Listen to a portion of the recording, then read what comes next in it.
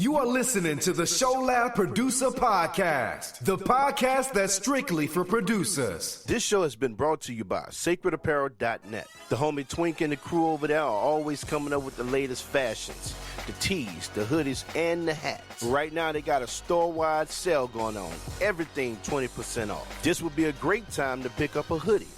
Everything 40% off.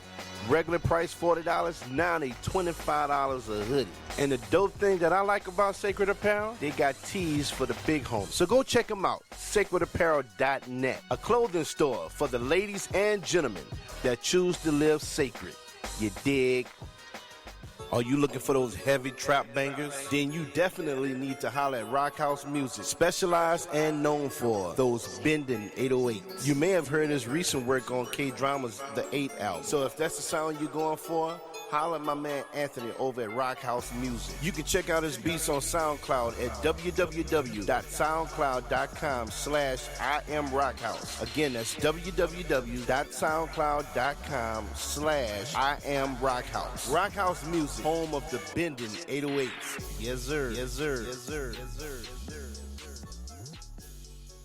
Yo, this is Surface, and you're listening to the TheShowLab Producer Podcast with my homie Marv. Keep it locked. Are you a producer or artist that is lacking confidence in your music? Well, now you can get your music critiqued by our industry vet. The Amazing Beat Critique by producer vet, The Amazing SB. Get your one-on-one video consultation via Skype or FaceTime. Submit 3 beats or 3 songs, and he will provide feedback and any questions that you may have pertaining to your music or the industry. So contact The Amazing SB today at amazingbeatcritique@gmail.com. Again, that's amazingbeatcritique@gmail.com. Contact him and book your session today.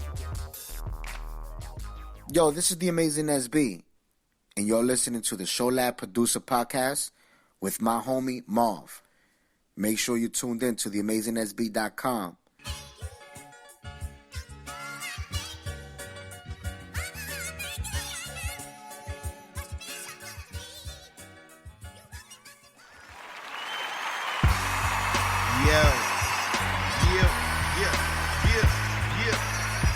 What up? You're listening to the TheShowLab Producer Podcast, man. I am your boy, Marv from Mo Beats. How y'all doing today for this Tuesday afternoon, man? I am good. I'm feeling great. It feels good inside my house. It is hot as I don't know what outside. I rode my bike to the mailbox. I felt good about riding my bike to the mailbox, but boy, I sure couldn't wait to get home. You dig? Tell you, it was smoking out there, but man, I am glad to be here with you guys, man. It's always a pleasure chopping it up and talking with you guys and y'all listening and tuning in and telling everybody about it, man. The response has been great, so I am grateful, man. I'm glad to be here. Today, we are talking about healthy eating habits in the studio. Healthy eating habits in the studio. Something that we as producers tend to fall short at. It's easy for us to grab a bag of chips or a bowl of cereal with a whole bunch of milk. My favorite cereal is Captain Crunch. So I can knock out 3-4 bowls in a night, and that's not good. So we're going to be talking about healthy eating habits in the studio, and I will be talking with no other than this guy that I really admire. He has been an inspiration to me, man. It's like when I started paying attention to what he was doing, it was like the Lord was saying, hey bro, enough is enough. You're gonna have to get in shape. This brother, he literally put his before and after pictures on Instagram, man, and it is so encouraging. And I'm gonna have my guy NikklePlate. He's gonna be on the show.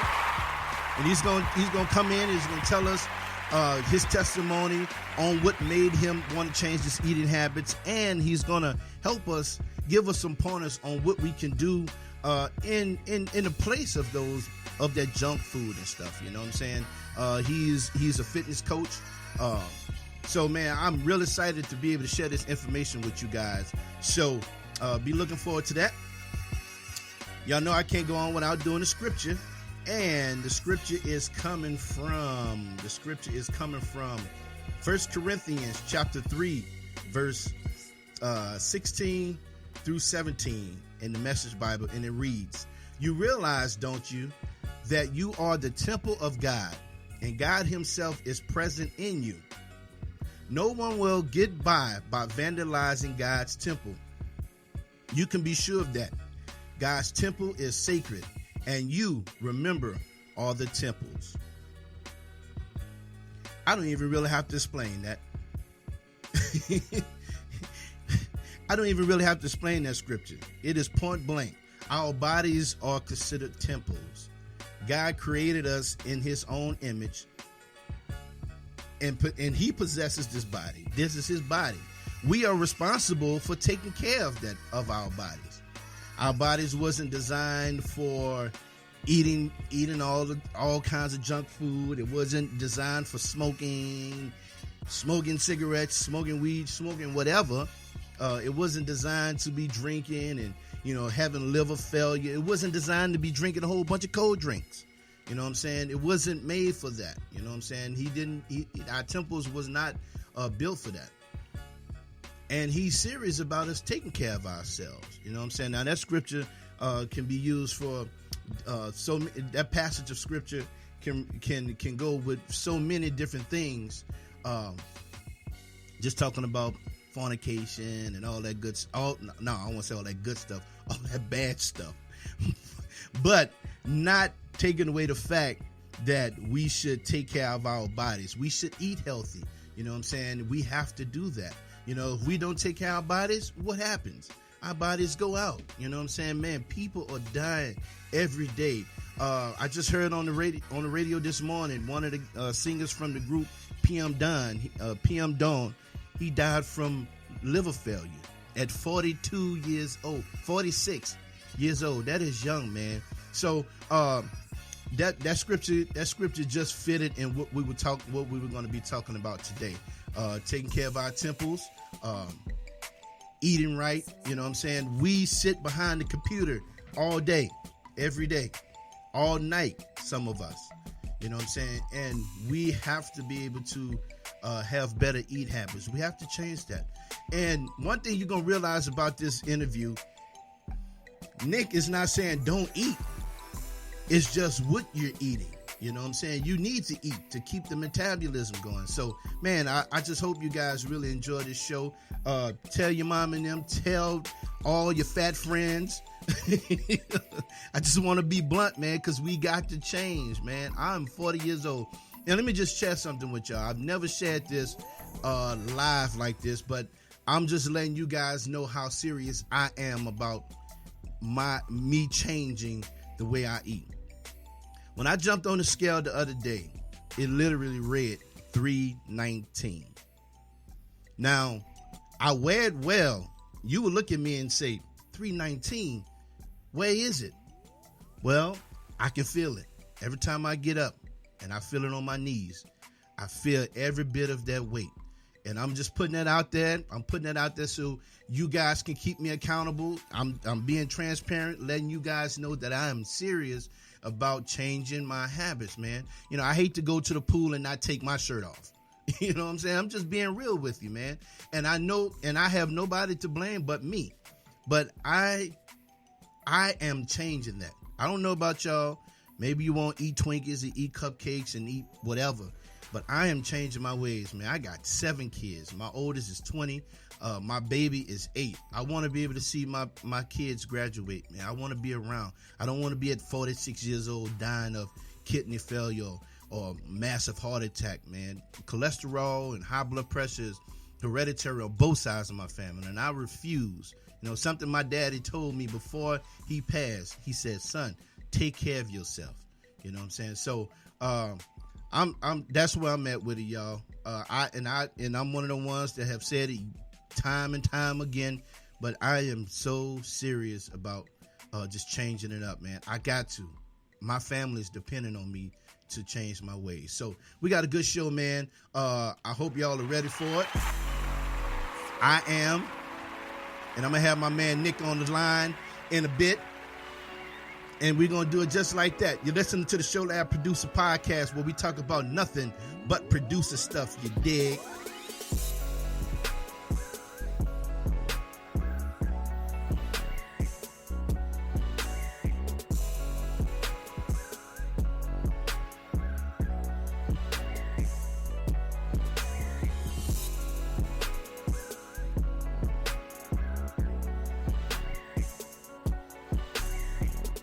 You're listening to the TheShowLab Producer Podcast, where we talk about nothing but producer stuff. You dig?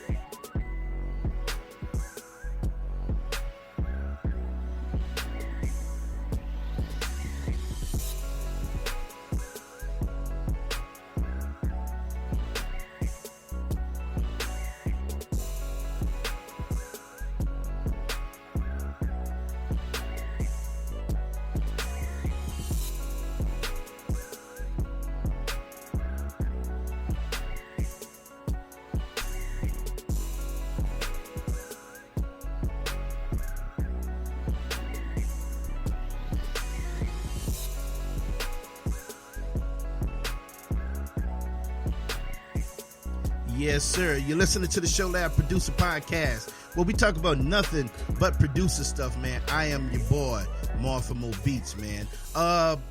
This show has been brought to you by sacredapparel.net. Sacredapparel.net.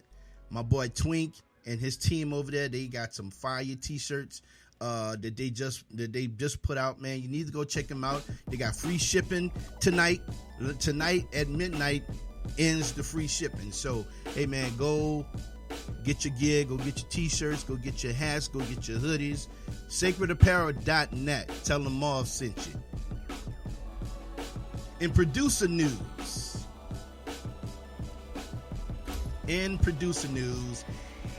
oh boy, a lot has been going on, right? A lot has been going on. 50 Cent and Dr. Dre are being sued by a music producer over the song PIMP. 50 Cent and Dr. Dre are being sued by a music producer over the song PIMP. If y'all remember that song he had back in the day. But anyway, 50 Cent might want to hold on to his dollars and settle. The rapper and Dr. Dre are being sued by a music producer, according to TMZ. Brandon Parrott wants 50, born Curtis Jackson III, and Dre to fork over a cash for their hit PIMP. Parrott was told in 2003 that Dre's label, Aftermath, used his Bama track in the hit song, featured Snoop Dogg and appearing on 50 Cent's album Get Rich or Die Trying. The only problem, according to the producer, is that they forgot to tell him that it was Parrott's track before the final edits, so he wasn't credited. Aftermath Records later settled with Parrott for an undisclosed amount of cash, but later found out that information was not true. Now, 50 shouldn't want to be getting sued at all. He just went bankrupt, and it's as easy as, I can say, their fault, but again, us as producers, man, we have to make sure that our stuff is tight. You know what I'm saying? We have to make sure, that we are adamant about, once we send out the music, we have to make sure our stuff is straight. Whether it's getting a lawyer, getting a manager, we have to make sure that stuff is straight. If we would make sure that a lot of this stuff would be straight, then we can eliminate a lot of, these lawsuits and stuff. It's unfortunate, and it sucks, but that's just a part of the game, man. We have to be more studious about, us taking care of our business. I know we as musicians, we just love to make the music and do the music, man, but we have to handle the business aspect of this thing that we call producing. We just have to do it. So I hope the brother make out good. I know that might be another setback for 50, but he gonna have to pay the man. By law, they have to do that. In other news, music producer Flying Lotus, has criticized the way some rappers treat people who make their beats. Flying Lotus, he took to Twitter the other day, and he started off by saying, producers, know your worth. I've always stressed that. Know your worth. Flying Lotus, who received a Grammy nomination for his Kendrick Lamar collaboration, Never Catch Me, shared his frustrations in a series of tweets last night, which was June the 15th. That was last week. I'm not going to read the whole thing. You can go Google it. It's all over Google. It's been hot on the press topic for music producers. I'm going to just read a little bit of it. To producers, he wrote, when a rapper invites you to the studio and asks you to make a beat on the spot, tell him to pay your fees on the spot. Amen. Lots of rappers genuinely think that they're doing us a favor when they're working with us, he continued. Flying Lotus has collaborated in the past with Radiohead's Tom York. Also appeared to suggest that some rappers will bill a track as a collaboration with the producer in order to get their beats for free. True, but at the same time, a lot of people use that word collab to get free tracks though, Flying Lotus wrote. And then later on that day, Justice League chimed in on it as well. Justice League claimed that Chance the Rapper did not pay for his beats. Flying Lotus remarks about the plight of producers inspired Justice League to speak out on the matter. It is unclear which member of the league did the tweeting, but Rock, Cologne, or Bart specifically called out Chance the Rapper for not paying the producers. At Flying Lotus is right, Justice League wrote. Why do you think we haven't been working with your favorite rappers lately? I doubt that Chance the Rapper even pays producers. When other notable producers like Nonsense and Jake One responded to the tweets, the Justice League made it clear that they never got paid for their work with Chance the Rapper. Good to hear. We are still waiting. A response from Nonsense reads, I don't know if you did or not, hopefully. But I know on our end what happened. The league wrote a tweet directed to Jake One. And it just keep going on and on. I might probably just go ahead and post this over on my website, marfamobeast.com. But again, man, well, hold on. Let me go on down. Then the Justice League, they sent up, they went to, they took to Twitter and Instagram. It said, producer, set your rate fairly based on the position you're in the market. Do not budge. If they don't want to pay, they never was going to pay you. Preach. Then Illmind chimed in. And this way hit home at, and this was real. The blame is our own. The producers who say yes to low fees. No one is standing up to take initiative. Man, I have been saying that for years. You know, I have no respect. I'm sorry. I have no respect for producers. Well, let me take that back. I don't want to say I don't have respect, but I don't feel bad when a producer that lease beats or charge real low gets screwed in the end. I do not feel bad. I do not feel bad when a producer lease beats and then the artists come back and complain about these producers having the same beat. I do not feel bad for the producer. Why? Because we brought that on ourselves. We brought that on ourselves, man. You know, and it's for various reasons. People do lease beats and they charge low. You know, some of it's to make money, some of it's to get known. I don't know, but I just can't get with it. I tried to lease beats early on in my career, and it just didn't work for me. And just like I'm sorry, moving the mic. Just like Justice League said, you set your price and don't budge. If they wasn't going to pay you, they never had no plans to pay you, and that's just straight up real. They had no plans on paying you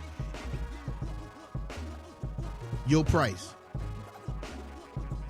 Come on, man. We got to step up as producers, man. We got to step up. You know what I'm saying? You're gonna have some standards about yourself.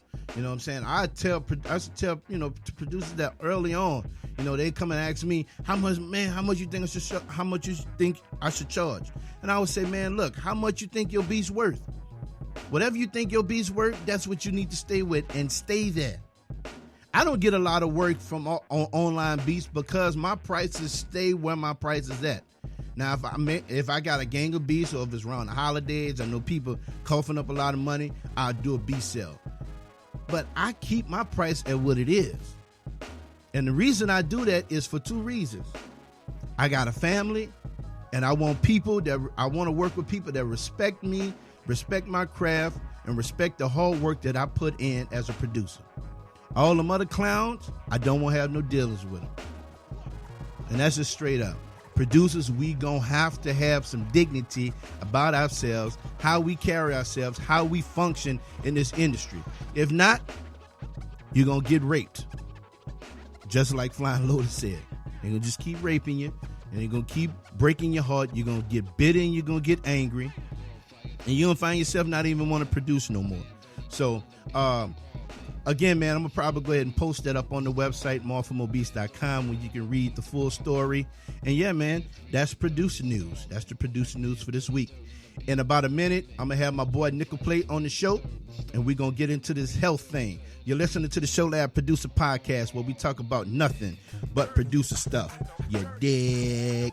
You're listening to the ShowLab Producer Podcast, where we talk about nothing but producer stuff. You dig?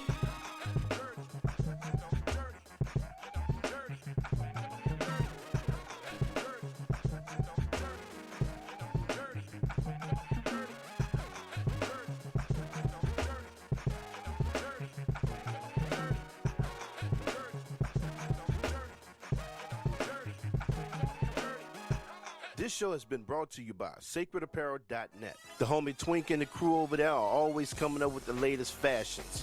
The tees, the hoodies, and the hats. Right now, they got a store-wide sale going on. Everything 20% off. This would be a great time to pick up a hoodie.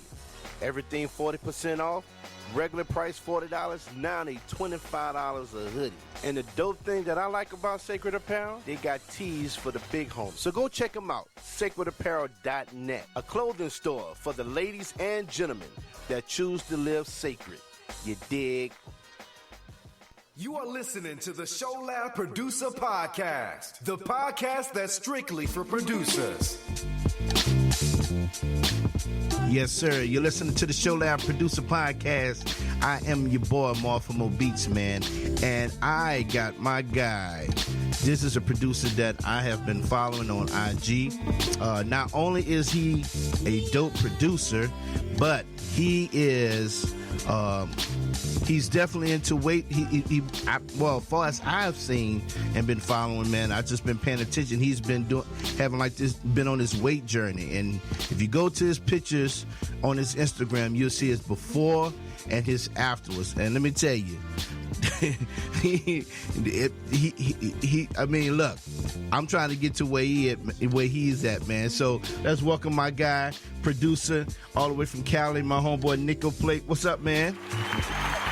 What's going on, everybody out there? NikklePlate, like you said, California resident, born and bred. I've been producing for some years now. I don't even know how old am I. I'm 31. I've been producing since I was about 15 or 16 years old. Okay. And since you brought up the weight loss, we'll jump right into that.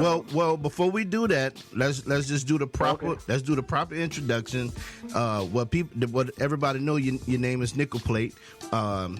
But you already told them how long you've been producing. How did you get into production? Oh, that's actually a great question. When I was younger, my sister, I'm the middle child. Uh-huh. We're all 2 years apart, and my sister, she started taking piano lessons at a young age. Right. And so my parents were like, "Hey, you need to do this too. You can't just play basketball all day." So my cousin Dan was a piano instructor, and I went over to his house. I gave it about maybe a week, and I was done.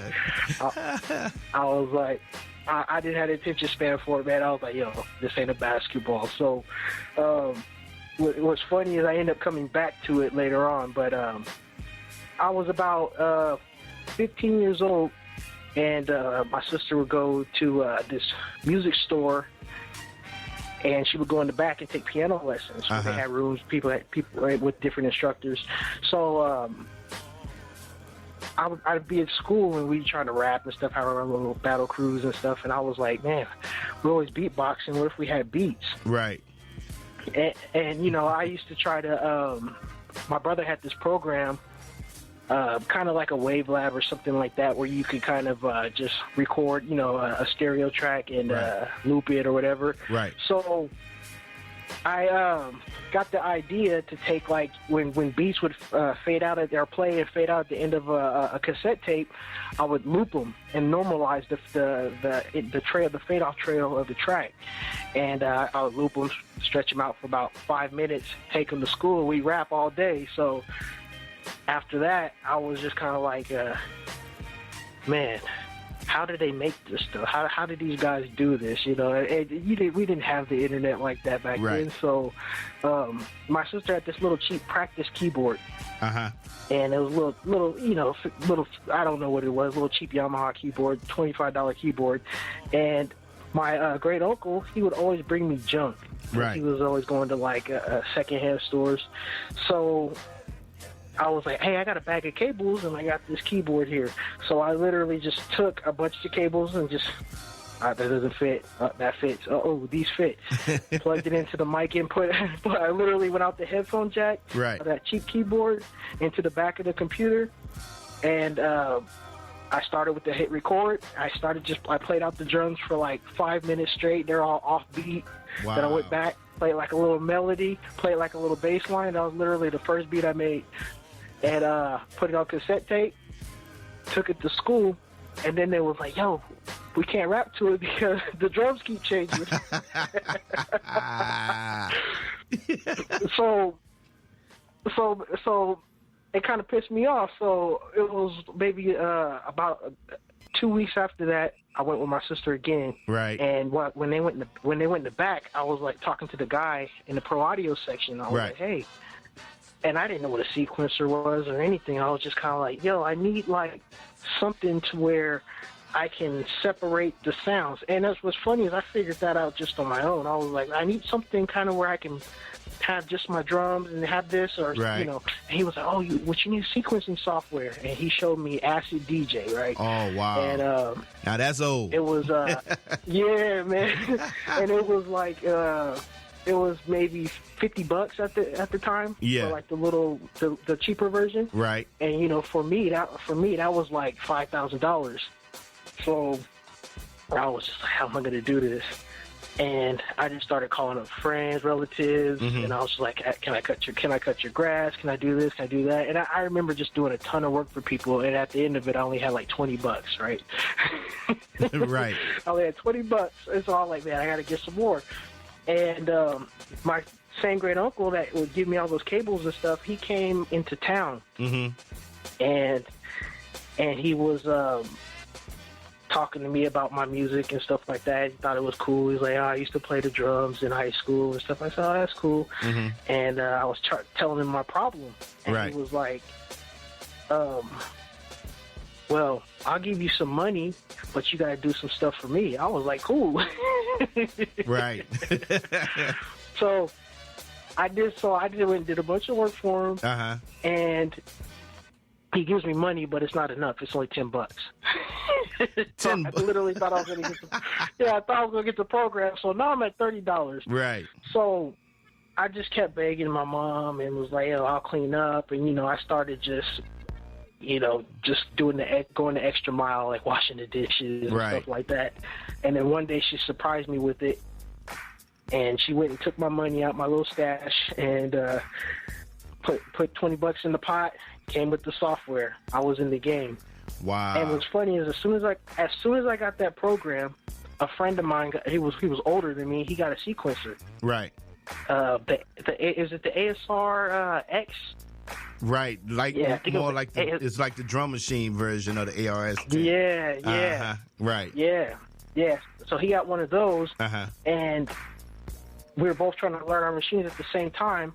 And so I let him pirate my software, and he let me use his drum machine. So I kind of started on both of those at the same time. Wow. And so not too long after that, I was like, you know what, I gotta give up on the rapping. It's not for me. Right. So I was just like, I'm just gonna focus on the producing. And I was getting good music, man, because where I grew up in Bakersfield, California, I'm about an hour and 20 minutes from downtown LA, and I'm like right at the edge of Southern California. It's almost Central California, but I'm at the edge of Southern California. And then like Fresno, which is Northern California, is 2 hours away. So I was getting music from the Bay Area. Like I had all the E40 stuff. Right. When nobody was checking for that outside of California, I had all the Dog Pound stuff, all that. So I was getting some good stuff. Right. And then some of my people from Chicago, I met them for the first time, and I was showing them my music and stuff like that, and they thought it was cool. And he was like, "Here, let me give you something." And he gives me this tape, Slum Village. Wow. Wow. Slum Village. So that was my introduction to Slum Village and Jay Dilla. So, like, I don't say it to brag, but I like to tell people, man, I was a Dilla fan before people was Dilla fans. Oh, yeah, man. Dilla is the beat king, you know what I'm saying? Like,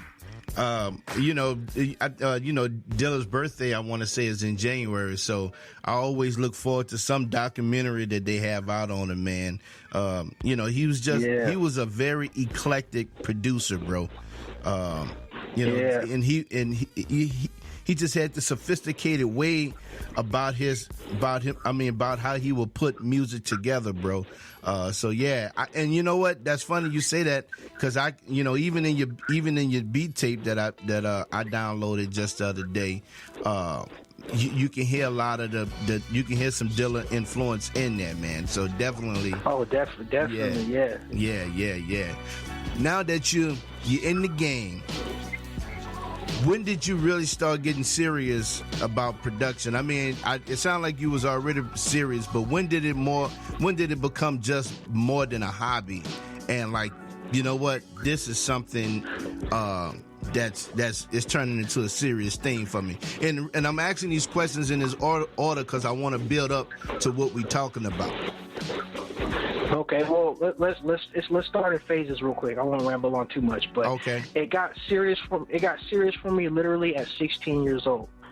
Because not too long after that, that same great uncle that only gave me $10, right? Right. By this time, by the time I was 16, I had, I don't know what I did, but I had like maybe from like a birthday and still just hustling, trying to do yard work for people. I had about $100 saved up. And my great uncle, he was in town again, and this just shows you how life works. And he just happened to stop by. So my mother comes to me and like, I'll give you the rest of the money for this microphone you're trying to get, right? If you do a bunch of work. And it was digging up grass. I mean, not weeds. It was digging up grass. So it was work. So he's disabled because when he was in the military, a raft blew up, so he has metal plates in his forearms. Right. So he just gets like pain and stuff like that. But he sat out there with me for hours to help me shovel up all that grass. I went straight to Guitar Center, bought the mic, and I started charging people $50 to record. Wow. And I was recording everybody in town. Right when I graduated high school, I was working a job. I was taking care of handicapped people. Right. And a friend of mine, he was like, he worked at Guitar Center, and we were talking about engineering and stuff. He was like, I didn't know you knew all that about engineering. I said, yeah, man, I've been recording as long as I've been producing, basically. Right. And he was like, oh, me too, and he was an older dude, so I was like, learning some stuff from him. And one day I was like, hey, I got some addresses to some record labels. You want to, not record labels, but recording studios. You want to go up there and tour some studios, maybe try to get an internship or something? Right. He was like, I'll drive. I'll drive. So right. we go to SoCal. I'm in Burbank because that's where most of the studios were at the time. Right. And we're just knocking on doors, man. People are like, most people aren't answering because it turns out that the door we're knocking on has 3 feet of sound protection in between the wall. So the front door is actually the back door of a large studio or a live room. Right. But people are running us away from the studios that did answer. They're like, get out of here, chasing us with brooms. So there's a freeway we take to get back here. It's the 5 freeway, and right when we're headed back to the 5 freeway, we were like, you want to check out this last studio? And he was like, nah. I said, let's check it out. It was a country western studio. Right. So we stopped there. It's called Mad Dog Studios, and they're like, hey, come on in, take a tour. They're really cool. Right. So I take a tour, and I don't know any better, but they're like, yeah, we take interns, but we're not looking for any right now. You can leave us a resume. My friend he's older than me, so he's like, oh, bam, he's got his resume all laid out, hands it to him. I'm like, dang, man, I don't have a resume. Right. I just messed up my music career. That's how I felt. I was like, I messed up my music career. Right. So we go back to Bakersfield. I'm working my job, and I'm like, I'm just gonna call them. So I call them at least 3 times a week, asking if they had anything. So I ended up getting an internship at Enterprise. Right. I ended up meeting anybody you can think of, and from there, I met a couple people that are like, Scott Storch was the first person to let me hang out with them. Yeah. So, and I had a weird manager there. He was all into like some weird music, man. It was offbeat half the time, but he was trying to do like some kind of electronic music. Nobody else would want to work with him on his music. I'd go in the studio with them and try to work on stuff with him, help him out. Right. So that paid off. So after months of doing that and just interning, he called me up and was like, hey, are you looking for a paying job? I said, you guys are going to hire me? He said, no. He said, but he said maybe less than a quarter mile up the street is a studio that my roommate Donnie works at. He's an engineer over there. He says that they're looking for somebody and they're willing to pay. And kind of the same stuff you're doing now, but they'll pay you. He says, do you want to do it or not? I said, I'm down. He goes, okay, just show up at this time. So I show up there. This is a studio called Pacifique, and it's just a 2-room studio, two big SSL boards in each room, little small live rooms. That's it. Little small lounge. Nice clean studio though. It's owned by 2 Armenian guys. I go in there and they ask me like the weirdest questions, and they're just basically like, okay, you hired, get to work. So I get a job making $8 an hour. I'm on top of the world, man. Wow. And I had been working there a week, and they come to me all frantic, and they're like, hey, do you know how to hook up MIDI keyboards and beat machines? I said, of course. Right. And it was like, well, we have this equipment that we just got in for this big-time producer. Can you set it up for us? So I don't really have any information on who this guy is or anything. Right. So I set it up. They're like, he's on his way, and they're hoping that I nail it because they're trying to impress this guy. So the guy gets there. He walks in, and he looks at the setup. He goes, oh, man, y'all got me all set up. He's like, oh, this is perfect. Oh, who set this up? And he was like, oh, he did. And he was like, what's up, man? I'm focused. And I said, wow. I said, what's going on, man? I'm Nick. So I meet him and stuff, and I was just like, okay, cool. He told me good job, and now then my boss is like, all right, get out the studio. Wow, crazy, man. But in short, Dad, that's my whole industry part of the game, man. Okay, now that you're in the game, you are an established producer. In the midst of all that, what made you want to start getting into the weight thing? Were you because you was in the studio all the time? You was gaining the weight? Did you have an epiphany or something happen tragic to make you say, "Hey, man, I got to lose this weight"? Oh, that's a good question. Right before I had to move back to Bakersfield, I was working. I was actually getting a lot of free studio time from places, and working on different projects. I was hitting the studio. I hit the studio Battle Cat a couple of times. I was just doing a whole bunch of stuff, and I was just, I was in the majors, man. So when you're in the majors, you got people bringing you food. I don't know who has the tab, but people bringing you stuff. What do you want? Oh, just whatever. So I'm like, I can get whatever I want. Let me get 2 doubles. Right. and you spend 12 hours or more in the studio, and I ended up just getting big. And then right when and I always had a weight problem, but when I got back here to Bakersfield, those habits kind of just kept going, and I ended up getting like the biggest I ever got, and I was close to 300 pounds. Wow. I was just about to ask you, what was the biggest you ever got?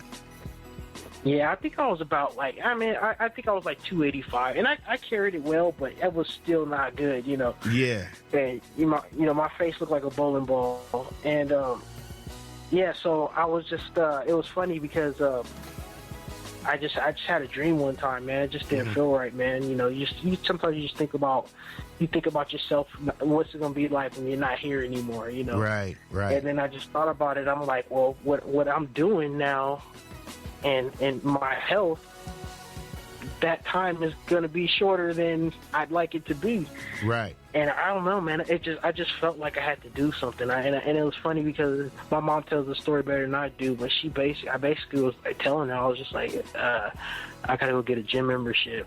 And I'd never been in a gym, maybe in high school and stuff. But I never really I didn't play football or anything. I played basketball, so I didn't lift weights. Right. But I told her, I said, I gotta get a gym membership. I said, I feel like I'm not gonna make it if I don't do something right now. Right.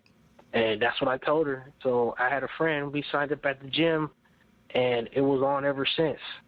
Wow, man. That's literally how I got to do it. Right. And man, that was the reason. That was the main.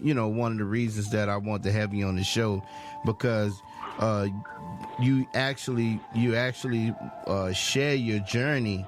You know what I'm saying? The whole weight loss, that I don't want to just say like a journey, but your changed lifestyle on Instagram, man. And even me, man, something that I struggle with my weight, and it's not, and I think it's two things. It's two things that's a problem. You always end up. There's always a situation where, you know what I'm saying, either your eating habits are just bad, and eating late. You know what I'm saying? Like when I'm in my studio late at night, 2-3 o'clock in the morning, man, it ain't nothing for me to just go grab a bowl of cereal, some Captain Crunch or whatever cereal up in there, man, and you got all that sugar and you got that milk, and you thinking it's not nothing major, but shucks, after doing that every day, you know what I'm saying, every night, you know what I'm saying, 3 or 4, 5 o'clock in the morning, you know what I'm saying, that's how I start to get a lot of my weight, man, just that late night eating. And I think that's something that a lot of producers struggle with, man. Even Timbaland, he was the same way, man, and a while back, man. But now, and I guess over the years as he got older, man, he just realized that it was important for him to get in shape, man. And and it's something that has been a conviction on my heart, man, and I'm gonna have to change the ways of eating.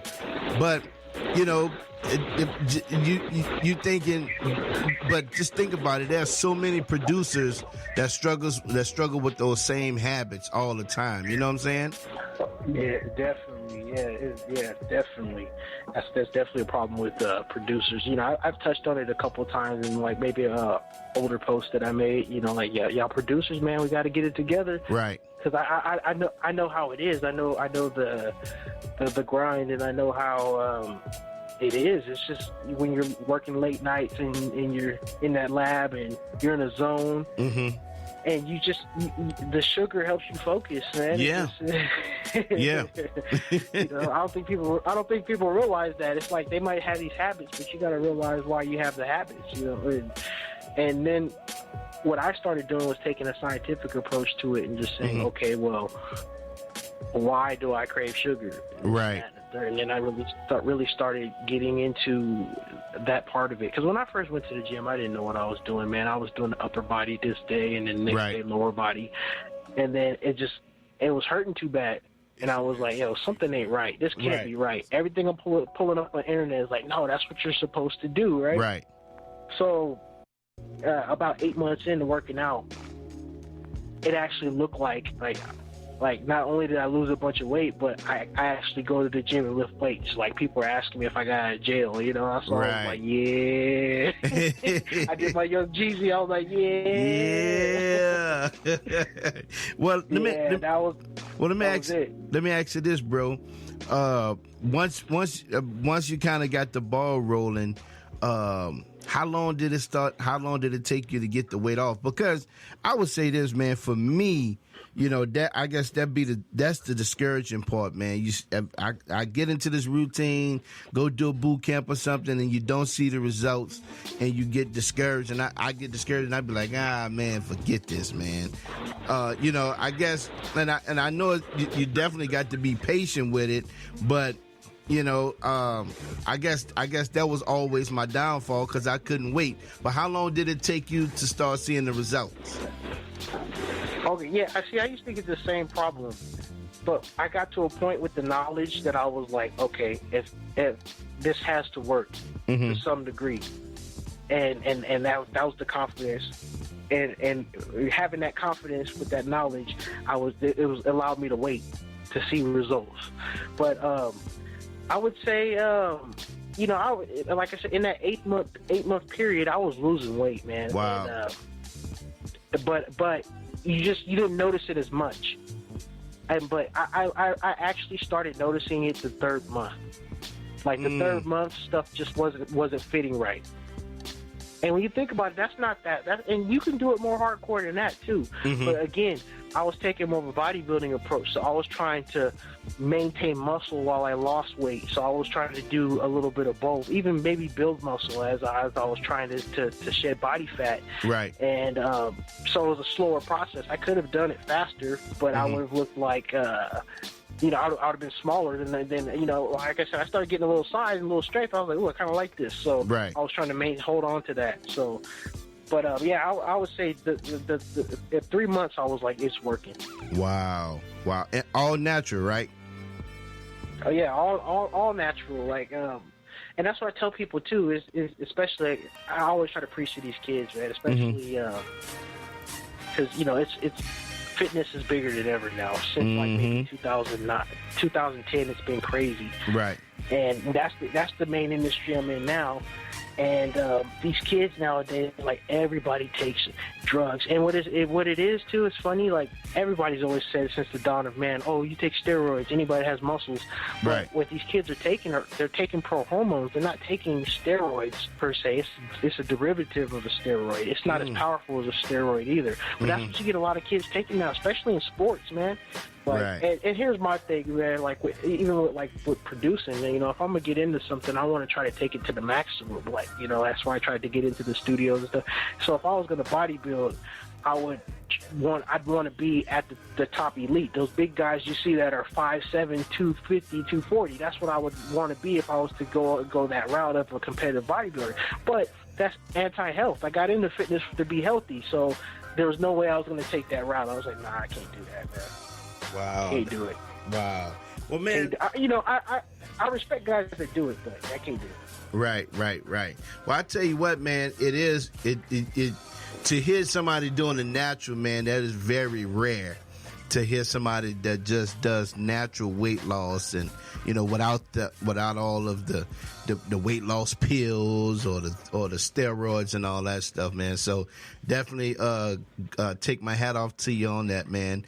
My next question is, no doubt, man. My next question is, how did your eating habits change in the studio? What did you go from? You went from this to this. What was that transition, and what were you eating at that time once you got into trying to lose this weight? Okay. Before I get into that, the biggest thing is preparation.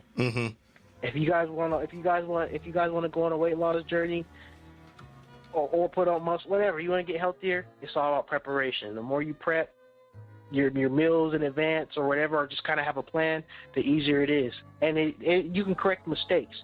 But when I first started losing weight, and this is what actually got me to lose weight, I said, you know what? I'm not going to diet. I'm just going to eat better. I know pizza's bad. So I'm not going to eat pizza. I know chicken and rice is good. So it's lower fat. So that's what I'm going to do. So literally when I first started those first 8 months, what I would do is I didn't know what I was doing, so I'd work out for like 2 hours. And then after that, I would only do 15 minutes of cardio on a bike. I didn't run. I didn't walk on a treadmill. I got on the bike. And I don't know if this will help anybody, but and I got on the upright bike, the recumbent bike.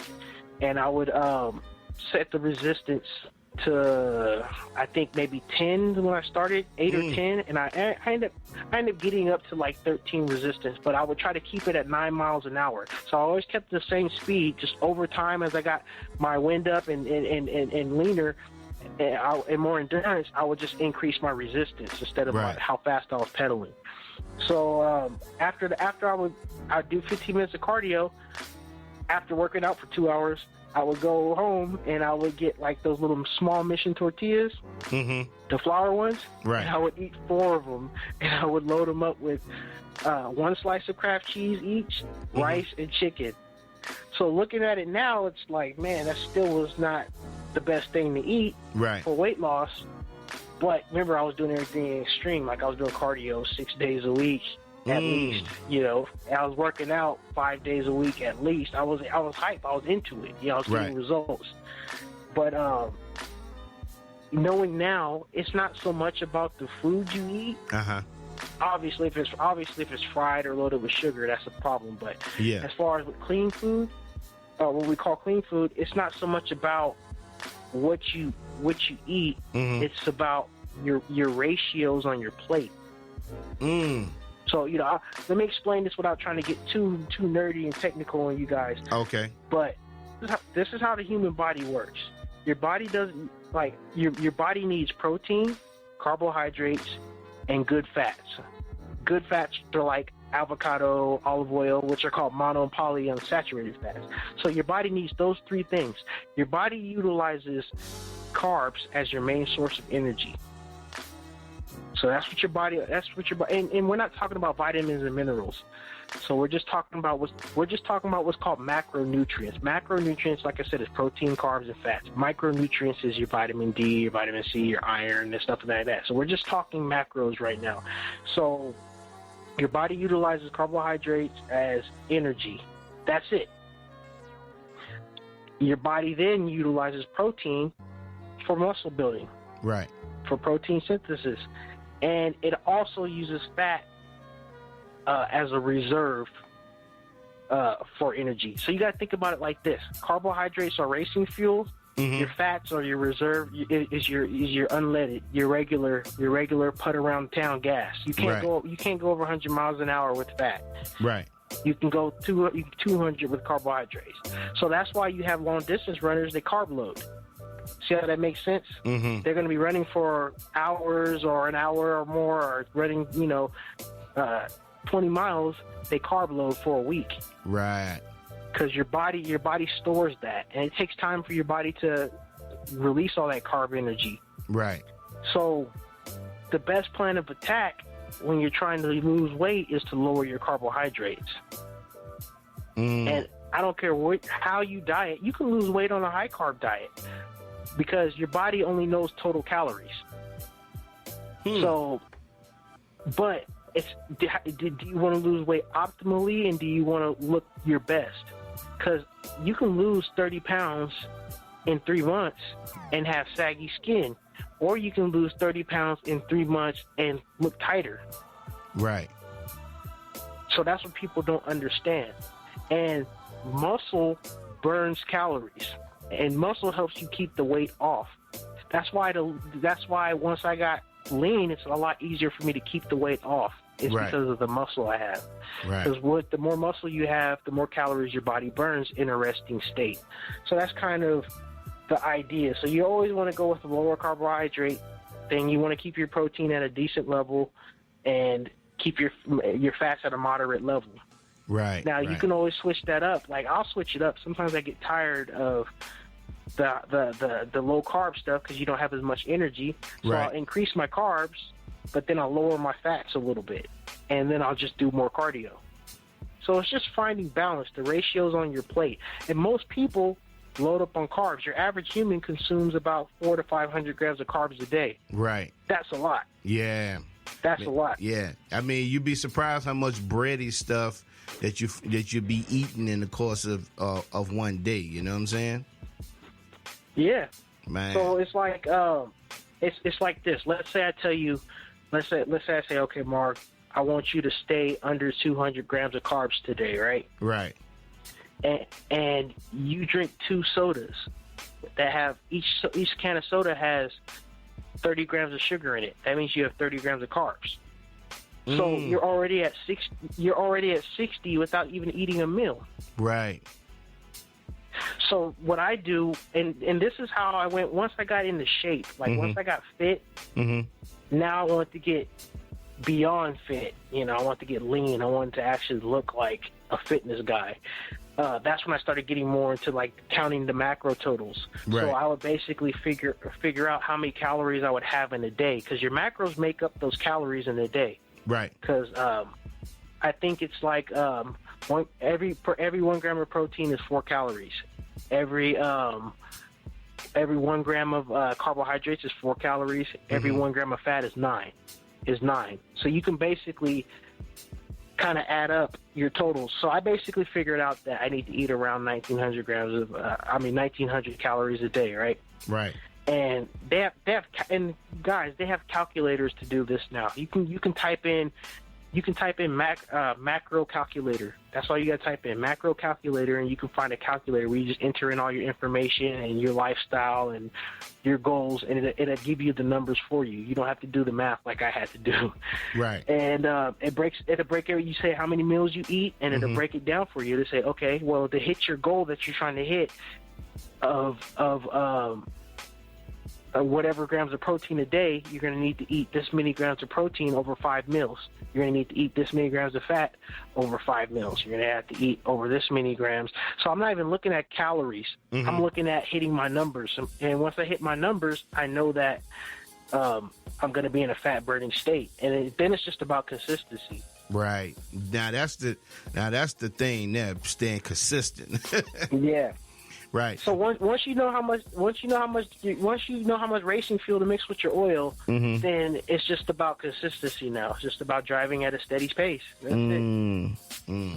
Man, what would you what advice would you give a producer that's struggling with their weight? I mean, what would be some advice as far as just what they shouldn't be eating and what they should eat? Because, I mean, man, granted, you always find yourself snacking while you're working. You know what I'm saying? Like I said, always start with the muscle building approach. I don't care if you're not lifting heavy weights or anything like that. I don't care if you're not really hitting the gym that much. You still got to have that philosophy and be in that kind of direction. Obviously, you can't eat as much food, but I would always, like, especially at night, because that's when your body goes to work. Your body goes to work your body burns. I don't care if you shovel coal all day. Your body burns the most calories while you're asleep. Wow. So wow, I did not know that. Trick. Yeah. So people always make the mistake of not eating at night. Right. If you're hungry, eat. If you have a slower metabolism, if you're a larger person, then it's what you eat. You don't want to eat something that breaks down slow in your body, like carbohydrates. Remember, your body doesn't burn fat.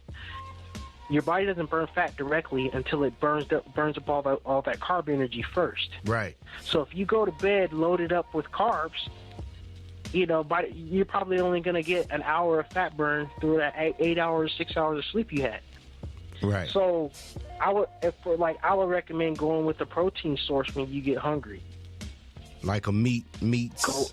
And try to until you get your weight loss under control, try to keep the fats low too. So I would go I if I was really hungry, and if I got quick access to a kitchen, then I would maybe take some chicken, just cut it up in little pieces, throw it in a skillet real quick, and maybe throw in take 3 eggs, take out 2 of the yolks, and just stir and keep 1 yolk, and just mix it all in with the eggs, season it up, maybe throw some ketchup on it. There it is.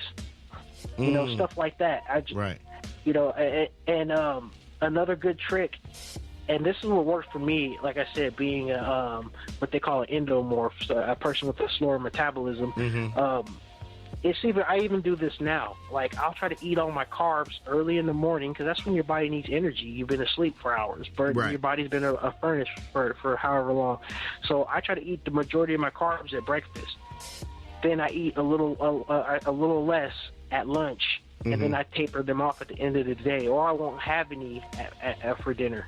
And it's funny, I don't do the 6 to 8 meals a day. I don't do it. I've done it. Like I said, I've lost weight, and like, guys, since I've been doing this stuff, I've gained and lost weight over these years 1,000,000 times. You know, so I've lost more than just 70 pounds. You know, I've lost hundreds of pounds. Wow. You know, every year. You know, in the wintertime, I'll go up 30 pounds. In the summertime, I'll lose. Like right now, I'm dieting right now. In January, I was 255 at 6'2". Right now, I'm 228. Wow, man. So 2 nights ago, I had garlic bread and some barbecue chicken. I had some ribs. I put it down. But again, like I said, once you kind of have an understanding of how food works, you can counter those mistakes. Right. And I don't even call them mistakes. It's called living life. You gotta live life. So right. It's about finding balance, man. And once you and like I said, just understanding how it works. That's the hardest part. Once you understand how this works, you can control it. Right. And you just have to build your body. You have to build your body up enough to fight it. Again, if you don't have any muscle at all, it's going to be harder for you to burn calories. That's all it's about. You know, it's fertilizer, man. You know, if you're going to plant seeds in the ground, you have to till the dirt and then put the seeds in. You can't just throw the seeds on top of the dirt. Wow. Man. Moisture and air's got to be able to get in there. It's the same thing with breaking down muscles. You just want to break them down enough to where when you feed them, you put that protein in there, you're going to get results. Wow. Well, man, I tell you what, man, you have definitely been an inspiration, bro.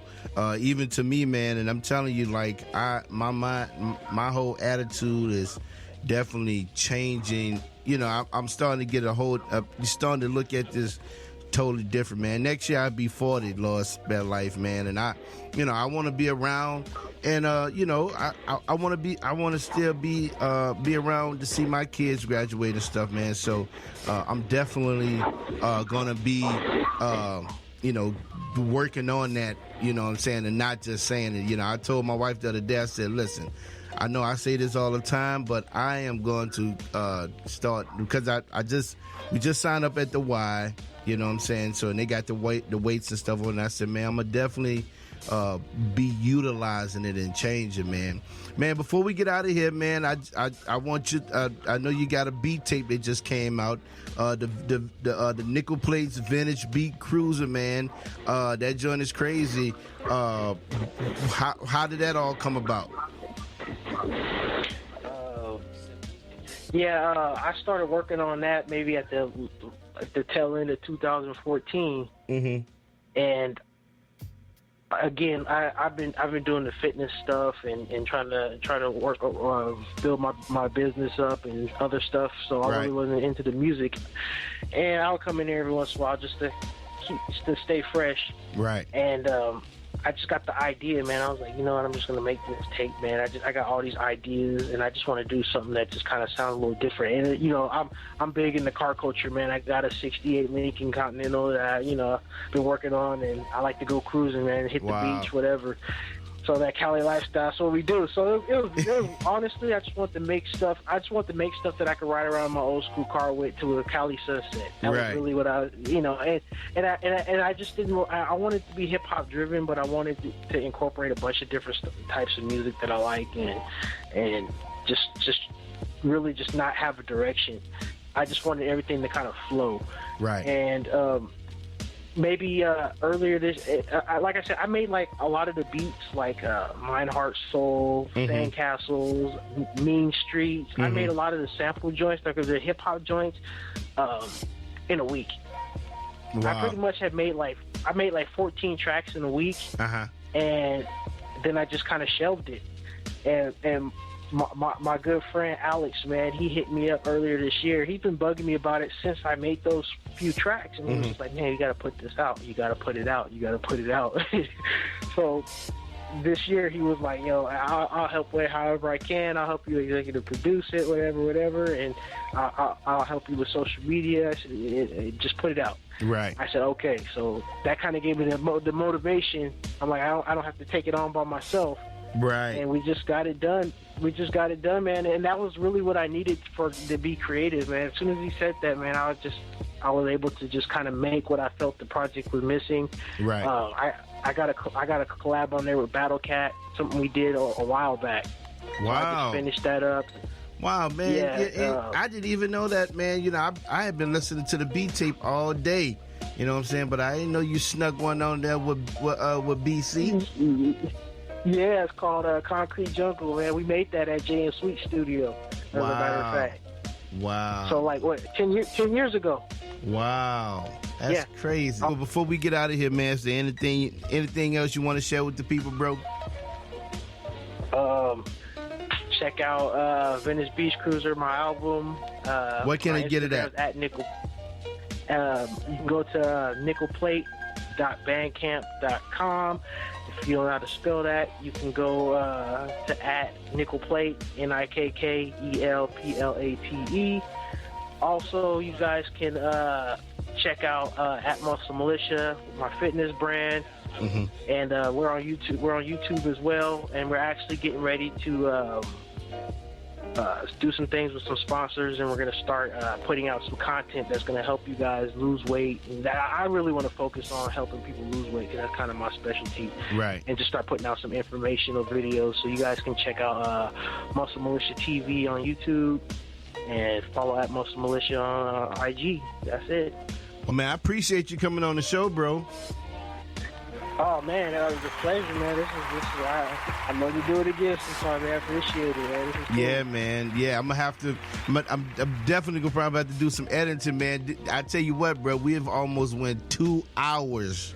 Yeah, man. I get it, man. I talk. Yeah.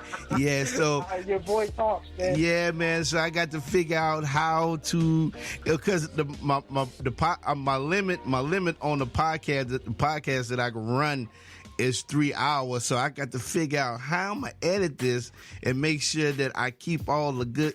Everything was good, but I got to choose between it now. You know what I'm saying? Well, man, I definitely appreciate you coming on the show, man. And like I say, bro, you are definitely an inspiration, man, to producers. I mean, and I can't speak for nobody else, but you've definitely been an inspiration to me, man. Just, you know, seeing you before and your now shots, man. And it's definitely encouraging, man, and something that I appreciate it, man. Yeah, man, something I'm gonna definitely be doing real soon, man. So, man, bro, you got any questions, man? You got any questions? Just hit me up, man. Just hit me up. Yeah, man. Any questions? It's small or big questions. Just ask, man. Again, bro, I appreciate you coming on the show, dog. Thank you, man. Thanks for having me. No doubt. And you've been listening to the ShowLab Producer Podcast, where we talk about nothing but producer stuff. You dig? You are listening to the ShowLab Producer Podcast, the podcast that's strictly for producers. This show has been brought to you by SacredApparel.net. The homie Twink and the crew over there are always coming up with the latest fashions. The tees, the hoodies, and the hats. Right now, they got a store-wide sale going on. Everything 20% off. This would be a great time to pick up a hoodie. Everything 40% off. Regular price $40, now they $25 a hoodie. And the dope thing that I like about Sacred Apparel, they got tees for the big homies. So go check them out, sacredapparel.net, a clothing store for the ladies and gentlemen that choose to live sacred. You dig? Yo, what's good? This is Young Joshua, and you're listening to the ShowLab Producer Podcast with my man Marv. Keep it locked. Yes, sir. You're listening to the ShowLab Producer Podcast, man. I am your boy, Martha Mo Beats, man. I hope y'all enjoyed that interview, man. I enjoyed every bit of that mug, man. My guy Nick has some good information on just what we can do. You know what I'm saying? Just changing up our eating habits, man. We have to do that.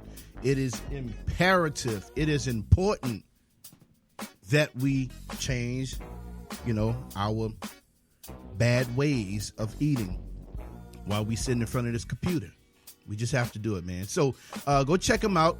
Go check out his beat tape. You can go if you go to his Instagram. That's gonna be the best way to get his to get a hold to his beat tape. The name of the beat tape is called Venice Beach Cruiser. You can find him, and I have his IG handle in the description, but it's at NikklePlate, at NikklePlate, NikklePlate.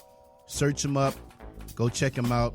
Dope beat tape. I've been bumping that mug religiously all this week and last week.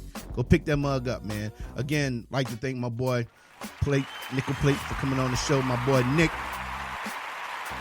coming with that healthness, that good stuff that we need to be able to maintain our temples.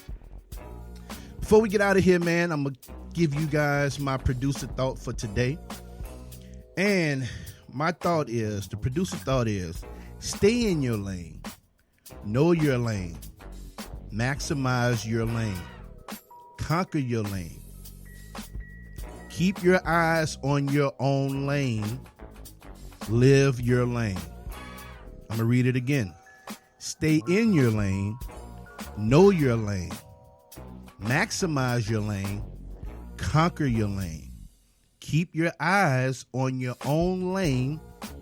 Live your lane. There's two reasons God has destiny for us.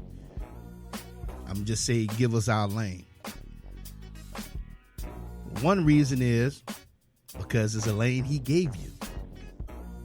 The second thing is you are cut out. You were born to do a certain thing in life. We all have some kind of destiny, something that we was purposed to do on this earth. Whether it's to be a plumber or carpenter or an engineer or a doctor, a dentist, or a producer. Whatever it is, you were purposed on this earth to do something. It is our jobs to, the first one said, stay in your lane. Stay in your lane. Whatever you're cut out to do, stay in that lane. And I should have probably had know your lane before stay your lane. Because if you know your lane, then you'll stay in your lane. So let's put it in that order. Know your lane. Know what you're called to do. Now, one thing about the Lord, he ain't going to tell you everything line on line. He gives you bits and pieces as you go, right? But once you get an inkling of what you're called to do and what your purpose to do, stay in that lane. Once you know that lane, stay in your lane. Now maximize that lane. My pastor / father-in-law, shout outs to my pastor, Pastor Willie Monet, for Smoking for Jesus Ministries. That's my church home, baby. Smoking for Jesus Ministries. That's where I hang and fellowship at. He taught something in one of my minister class about maximizing your lane, and he said something that was so profound. He said that when you're gifted to do a certain thing, right? It is your job to maximize whatever you're called to do. Somebody else can get the job done. Like if you're not there, somebody else can come in and just substitute the position, but you were called to maximize the position. So it is important to know your lane, stay in your lane, then maximize your lane. Then the next thought is conquer your lane. Rule your lane. Expound it to its fullest, to the fullest intent of it. Right? My old drum machine, my first drum machine, and I want to talk from a producer standpoint, because that's what we are, producers, right? I maxed out that machine. I beat that machine so much to all the paint came off of the pads. I conquered that machine. There was nothing nobody could tell me about that Yamaha RY20 that I had. I conquered it. I ruled it. I made it sound like I had an MPC when I was on this little box, this little beat machine, this little rhythm programmer, to be exact. Conquer your lane. Then the next point is keep your eyes on your own lane. I think we have all been guilty of that. Looking over what your colleagues doing, and it's natural. You're looking at what they're doing and the things that they're doing, and you start comparing yourself, and you start saying, man, I should be there. Or, I should be doing this and doing that. No, you're right where God wants you to be at. Keep your eyes on your lane. If you take your eyes off your lane, then you're going to crash in your lane. Right? You looking to the left and to the right and not forward, you're going to hit what's in front of you. Then last but not least, live your lane. You got to be able to live your lane. Breathe your lane. Whatever it is, whatever God has got set out for you to be doing, live it. When people should be able to identify whatever you're called to do with your lifestyle. Like people know I'm a producer. I go to different events, things, yada, yada, yada. People know that, hey, Marv is a producer. He's serious about raising awareness in this producer community. I live in. So that's my producer thought for today. Know your lane, stay in your lane, maximize your lane, keep your eyes on your own lane, live your lane.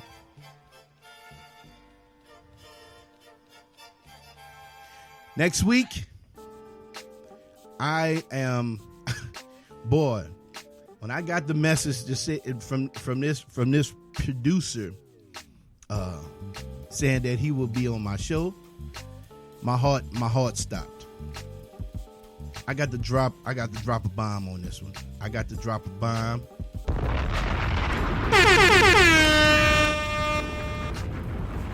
Lord's willing, next week I will have the legendary producer pioneer of CHH, my man, Tony Stone. Do you hear me?